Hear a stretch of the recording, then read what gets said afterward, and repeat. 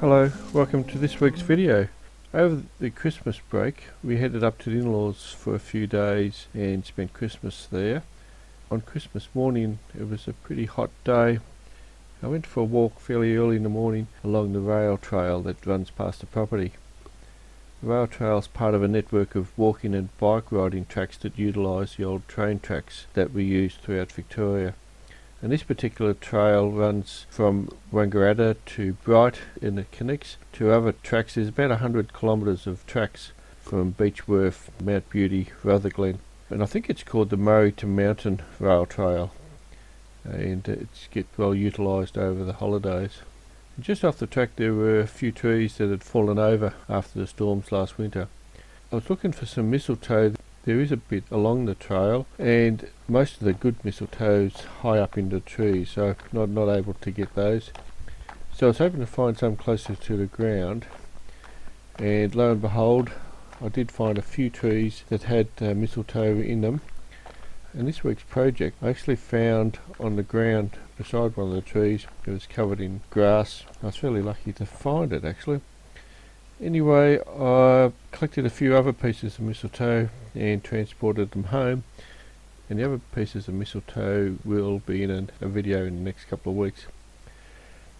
So I put this piece on the lathe, and it was always going to be a sphere. It was already round when I put it on, so I peeled the bark off using a 1/2 inch spindle gouge, and then cleaned all the voids and the cracks with a Dremel, then a wire brush to clean it up. Then after that I coated the cracks and the voids with a black paint, and then filled them up with a interference colour resin and left it for a week to settle, and then put it back on the lathe.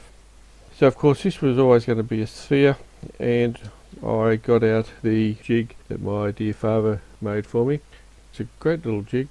Anyway, I turned it down, finished it off with a carbine tool, and then polished it up with a bit of wax and car polish. Come up really nice. The black paint actually accentuates the grain and the cracks that form around it, and it's a beautiful sphere, probably one of my better ones that I've done. And the resin is one of those interference colour resins. You look at it and it changes all the time. It's very mesmerising. That's the sphere, that's one of them. I've got another two that I brought home that I'll do up in the next couple of weeks and publish those. I hope you enjoyed your Christmas. The kids are back at school and it's another year again, isn't it?